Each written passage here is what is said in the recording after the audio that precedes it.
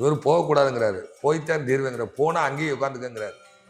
இந்த அம்மா சொல்லாங்கலாம் போயிடுச்சு. சொல்கிற பரிகாரம்லாம் வித்தியாசமாக இருக்கும். கேரளாவில் அதுக்கு ஒரு கோயில் இருக்கு. ஒரு ஜாதகம் கண்ட திசை அவங்களுக்கு செவ்வாறாகு அஷ்டமாயுடன் சேர்ந்து அங்கே சந்திரனுடைய பார்வையில் இருக்கு. சந்திரன் அம்பிகை, செவ்வாய் ராகு, அங்கே சனியுடைய சேர்க்கை, சந்திரன் அம்பிகை. இவங்களை காப்பாற்றுறதுக்கு எந்த கோயிலுக்கு போகணும்? வெட்டுடைய காளியை பார்க்கணும். அது ரெடியாக இருக்கு. என்ன பண்ணுறது? அது கூட கொஞ்சம் ஃபேட்டியாக இருக்கு. மகராசனம் பண்ணுங்க. மகர ஆசனம். இந்த மகராசனம் பண்ணும் பொழுது இடுப்பு சுற்றக்கூடிய சதைகள் குறையும். சரியா? சனி நோய், சனி மண்ணு, சூரியன் காலபுருஷனுக்கு 5 கூடவேன், பிருத்திவிராஜன், பிருத்திவி அப்படிங்கிறது சனி சூரியன் காம்பினேஷன். சூரிய மருத்துவர் பாருங்கன்னு சொல்லி அதெல்லாம் முடிச்சாச்சு. அவர்கிட்ட போய் ட்ரீட்மெண்ட் எடுத்து ரெக்கவரி ஆச்சு.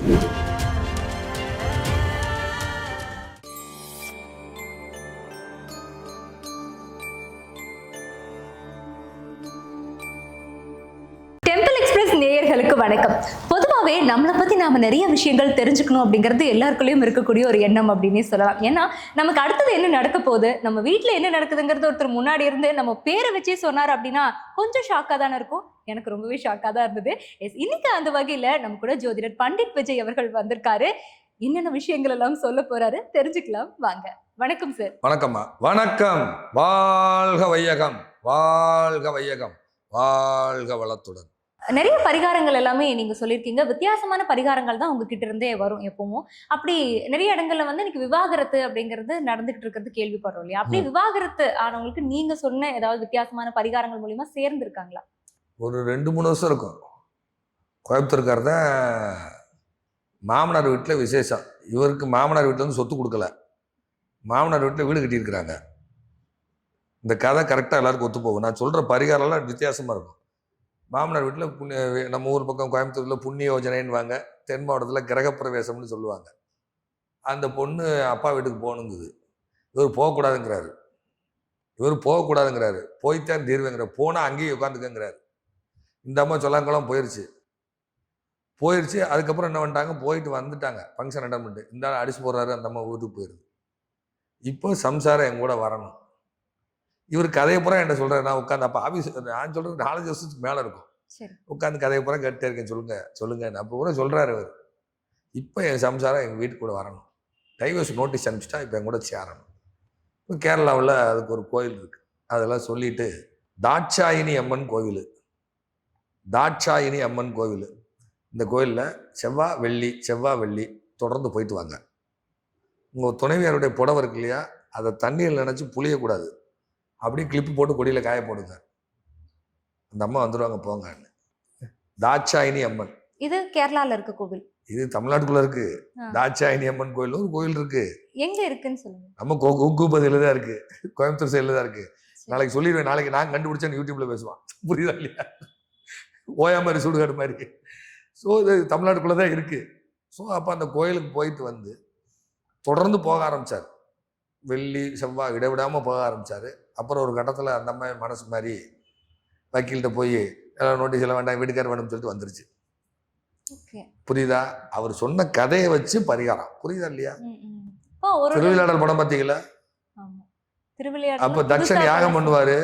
எங்கள் அப்பா வீட்டில் யாகம் நடக்குது, அது எங்கள் அப்பா வீட்டுக்கு போகிறேன்னு அந்த அம்மா சொல்லுவாங்க.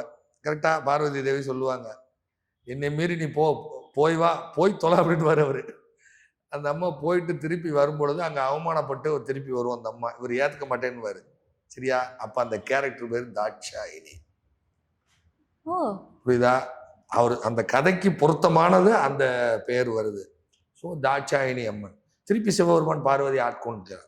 சரியா? இதுல என்னன்னா அந்த அம்மா மன்னிச்சுக்கிறது, அவ்வளவுதான் விஷயம். அந்த அம்மா அங்கே போய் அவமானப்பட்டு வரும் அந்த படத்துல. சரியா? ஒவ்வொரு பரிகாரத்துக்கும் காரணம் காரியம்னு ஒன்று இருக்கு. சரியா? காரணம் இல்லாமல் எதுவும் இல்லை. சரியா? நம்ம ஊர்ல காரணப்பேட்டைன்னு இருக்கு, இங்க காரணபுரீஸ்வரர்னு இருக்கு. சென்னையில இருக்காம்மா காரணேஸ்வரர் இருக்கா, காரணேஸ்வரர். அப்ப இது எங்க எடுக்கணும்? காரணேஸ்வரர் கோயில எங்க எடுக்கணும், எதுக்கு சொல்லணும்னு கணக்கு இருக்கு. புரியுதா இல்லையா? காரண காரியம் கண்டிப்பாக இருக்கிறது. அதே காரண ஈஸ்வரியர் அது எங்க இருந்தா பிரச்சனை, எதுக்காக அந்த காரணேஸ்வரர் கோயில சொல்லணும் இருக்கு. புரியுதா? ஒரு ஜாதகத்துக்கு கௌதமபுரீஸ்வரர்னு வருது பேரு. அந்த ஜாதத்துக்கு அவங்களுக்கு கௌதமபுரீஸ்வரரை பார்க்காம தீராது. ஒரு ஜாதத்துக்கு அபிராமியை பார்க்காம தீராது. அபிராமியை பார்க்காம தீராது. இப்படி மாறுபட்ட உலகம் இது, மாறுபட்ட பரிகாரம். அந்த ஜாதகத்துக்கு அது வரணும், வரலன்னு சொல்ல முடியாது. இப்படி நிறைய இருக்கு. சிட்டிகை அம்மன்னே கோயில் இருக்குமா? சிட்டிகை அம்மன்.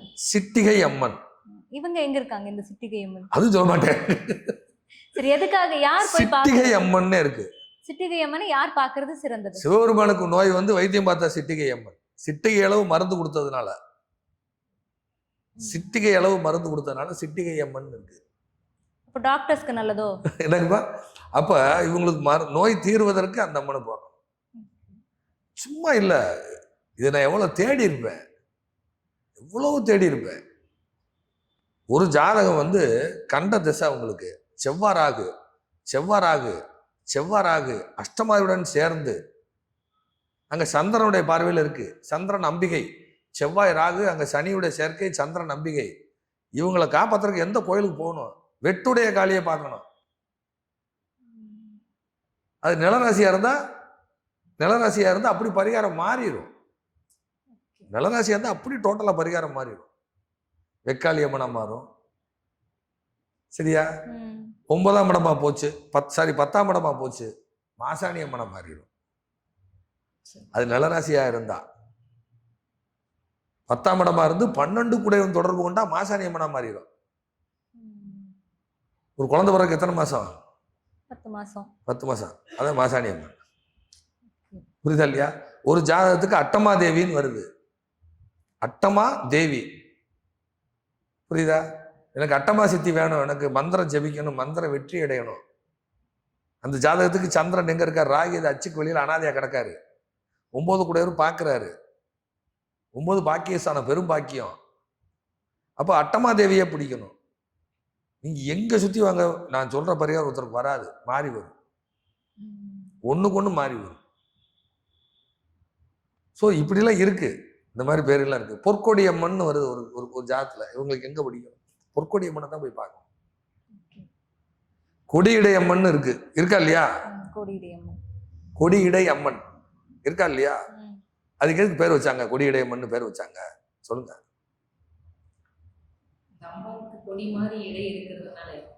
அதையும் எடுத்துக்கலாம். தொப்புள் கொடி அப்படியும் எடுத்துக்கலாம். ஒரு பொண்ணு பரதநாட்டியத்தில் பொண்ணு பரதநாட்டியம் படிக்கிற பொண்ணு, அந்த பொண்ணுக்கு அபிநயம் வரல, நளினமும் வரல. அபிநயம் வரணும், நளினமும் வரணும். அபிநயம் வரணும், நளினம் வந்தா தான் பரதநாட்டியம் ஆட முடியும். கொடியுடைய அம்மனை பாருங்க. அவங்களுக்கு அது பெரும் கவனம். எப்படி இவளை வச்சு நாங்கள் அரங்கேற்றம் பண்ண போறது, இந்த பொண்ணுக்கு எப்படி ட்ரைனிங் கொடுத்து பரதநாட்டியம் கற்றுக்க. அவங்களுக்கு பரதநாட்டியம் கற்றுக்கணும்னு இந்த பொண்ணோட அம்மாவுடைய ஆசை. ஸோ கொடியுடைய அம்மனை பாருங்க. இடுப்பு பெருசாக இருந்தால் டான்ஸ் ஆட முடியுமா? முடியாது. அப்போ கொடி இடை போல அந்த அம்பாளுடைய உருவம் போல நமக்கு இருக்கணும். அது ரெடியாக இருக்கு. என்ன பண்றது? அது போல கொஞ்சம் ஃபேட்டியா இருக்கு. மகராசனம் பண்ணுங்க. மகர ஆசனம். இந்த மகராசனம் பண்ணும் பொழுது இடுப்பை சுற்றி இருக்கக்கூடிய சதைகள் குறையும். அதுக்கப்புறம் அந்த வேதாத்திரி மகர்ஷியோட உடற்பயிற்சி செஞ்சுட்டு கொடி இடைமனை பாருங்க. அந்த அம்மாவை தரிசனம் பண்ணுங்க, சரியாகும். நளினம் வரும். இப்படிலாம் இருக்கு. பரிகாரம் ஒண்ணுக்கு ஒண்ணு இருக்கு. என் பொண்ணு வெக்கப்படலை, அதுக்கு ஏதாவது பரிகாரம் சொல்லுங்கிறாங்க. ஏஜ் அட்டன் பண்ணல, அதுக்கு பரிகாரம் சொல்லுங்கிறாங்க. ஒரு ஜாதகத்துக்கு ஒரு பொண்ணு வந்து ஏஜ் அட்டன் பண்ணலாமா? ஏஜ் அட்டன் பண்ணல. அந்த பொண்ணு 17 வயசு ஆகிப்போச்சு. 17 வயசு ஆகிப்போச்சு அந்த குழந்தைக்கு. ஏஜ் அட்டன் பண்ணல. அப்ப நாகப்பட்டினத்துல இந்த கோயில், இந்த அம்பாவை போய் பாருங்க. பார்த்துட்டு மாமா யாரா இருக்காங்களா? தாய் மாமா இல்லை, மாமான்னு கூப்பிடக்கூடிய ஆள் யாரா இருக்காங்களா?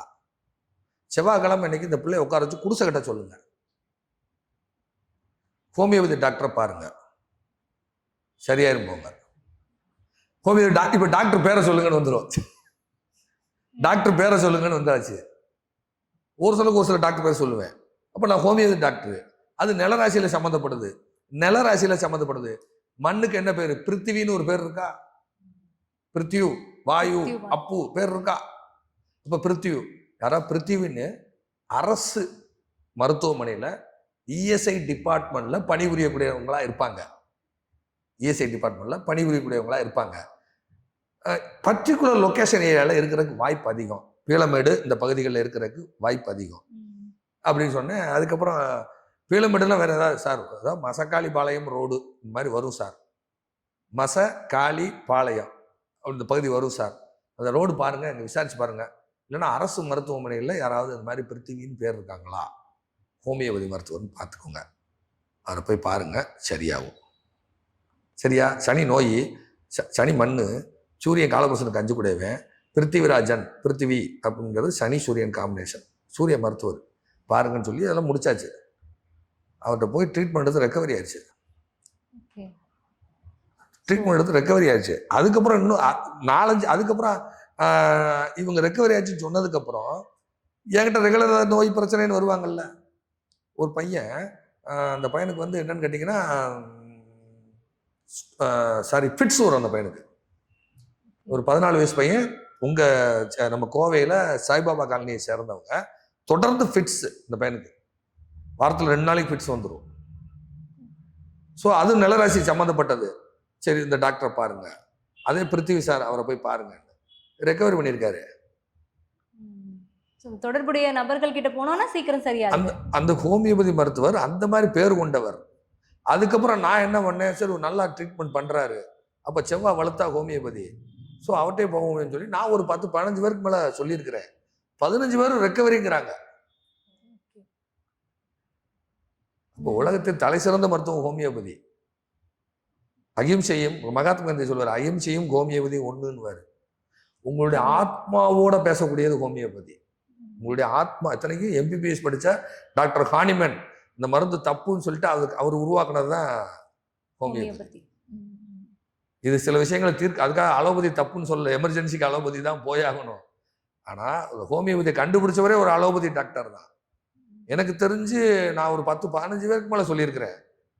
டாக்டர் பிருத்திவின்னு அதே அந்த மசக்காளிபாளையம் ரோடு ஏரியாவில் தான் இருக்கார். பட் எனக்கு தெரியல, நான் போனதும் இல்லை, அவரை சந்திச்சதும் இல்லை. நிறைய பேருக்கு சொல்லியிருக்கிறேன், ஒருத்தர் சொல்லி இப்படி சொல்லியிருக்கிறேன். புரியுதுங்களா? அப்ப இப்படிலாம் அதிசயங்கள் இருக்கு ஊர்ல. சரியா? எல்லாமே ஒண்ணுக்கொண்ணு வந்துட்டு கனெக்டிவிட்டியா தான். அப்ப அந்த பிளானட்டுடைய சேர்க்கையும் அந்த டிரான்சிட் எல்லாம் சேர்த்து தான் நம்ம பரிகாரம் சொல்றோம். வைத்தியமே பரிகாரம் நடக்கும். சிட்டிகை அம்மன் இருக்கு, யாருக்கு தெரியும்? இது யாருக்கு தெரியும் சொல்லுங்க? ஈசனே நோய்வாய்ப்பட்டாராம். அப்போ அம்பாள் வந்து சிட்டிகை அளவு மருந்து கொடுத்தனால சிட்டிகை அம்மன். எப்படி? யாருக்கு தெரியும்? யாருக்கா தெரியுமா? நெட்ல தேடி பாருங்க, இருக்காது. அவன் நெட்ல கூகுளுதே இப்ப எல்லாத்துக்கும். சரியா? ஃபுல்லாக சொல்லியிருக்கிறேன். சரிங்கம்மா. சரி, இப்போ நீங்க இந்த மாதிரியான விஷயங்கள்லாம் உங்களுக்கு எப்படி சார், நீங்க ரிசர்ச் பண்றீங்களா இல்லை எப்படி உங்களுக்கு? இது தேடல் தான். ஒவ்வொரு இடத்துக்கு போகும்போது அங்கே என்ன சாமி இருக்கு, என்ன பேர் இருக்கு, இது ஏன் அந்த பேர் எந்த காரணத்துக்கு வந்துச்சு, இதெல்லாம் எடுத்து சொல்றாங்க.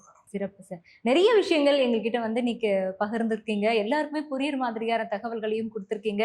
எல்லாமே ஒரே ஒருத்தனுடைய செயல் தான் அப்படிங்கிறது ரொம்ப தெளிவா இன்னைக்கு நிகழ்வுல நீங்க பகிர்ந்துக்கிட்டீங்க. ரொம்ப நன்றி. நன்றி, வணக்கம். வாழ்க வையகம், வாழ்க வையகம், வாழ்க வளத்துடன்.